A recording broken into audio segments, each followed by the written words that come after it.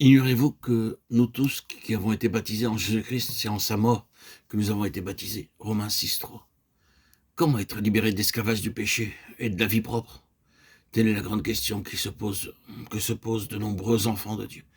Cet affranchissement semble impossible, mais les choses qui sont impossibles aux hommes sont possibles à Dieu.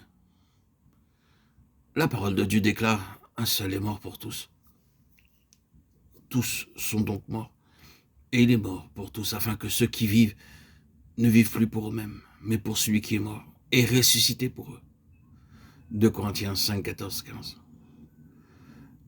Quand nous sommes venus à Christ pour la première fois, chargés du fardeau et de la culpabilité de nos péchés, la délivrance nous paraissait tout aussi irréalisable.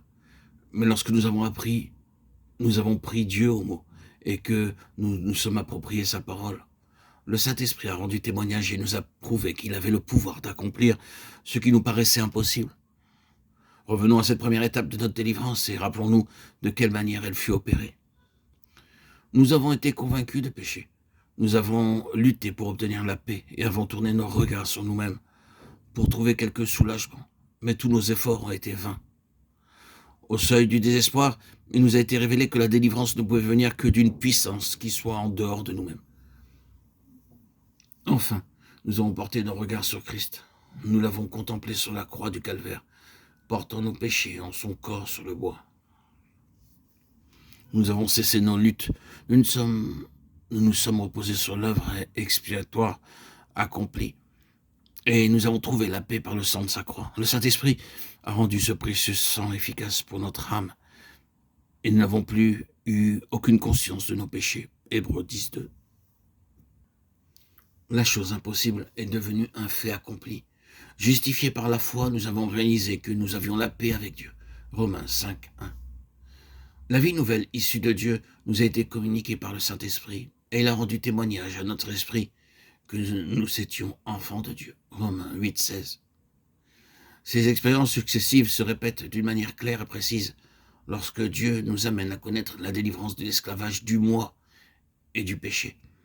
L'Esprit de Dieu commence par nous convaincre de la servitude du péché et de l'exécrabilité de la vie propre.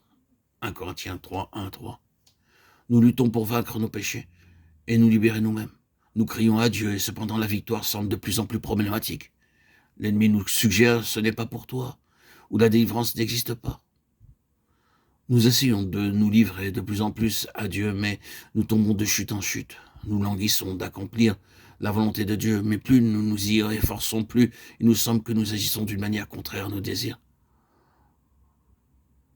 L'horreur que nous inspire le péché augmente, et sa puissance paraît plus grande.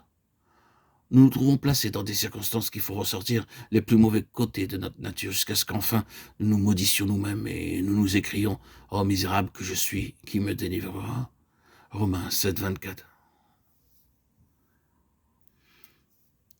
Avons-nous été amenés par le Saint-Esprit à désespérer entièrement de nous-mêmes? Regardons au calvaire, une fois de plus, et voyons le Sauveur qui nous a portés en lui-même sur la croix, en même temps que nos péchés. Romains 6, 3, Galates 2, 20. Dès lors, jour après jour, chaque fois qu'une trace de notre ancienne nature sera remise en lumière, il nous faudra la porter à la croix et reconnaître qu'elle a été crucifiée avec lui. Romains 8, 13. Il nous faut compter sur Christ vivant en nous pour manifester sa vie d'une manière continue. Si paisiblement nous nous appuyons ainsi sur la parole de Dieu, vous êtes morts, Colossiens 3, 3, et réclamons que la puissance de séparation de la mort de Christ intervienne envers toute manifestation de l'ancienne vie adamique et envers les liens du péché qui nous retenaient autrefois. Alors, le Saint-Esprit agira aussitôt pour faire mourir des actions du corps. Et ainsi, nous marcherons dans la liberté par laquelle Christ nous a affranchis.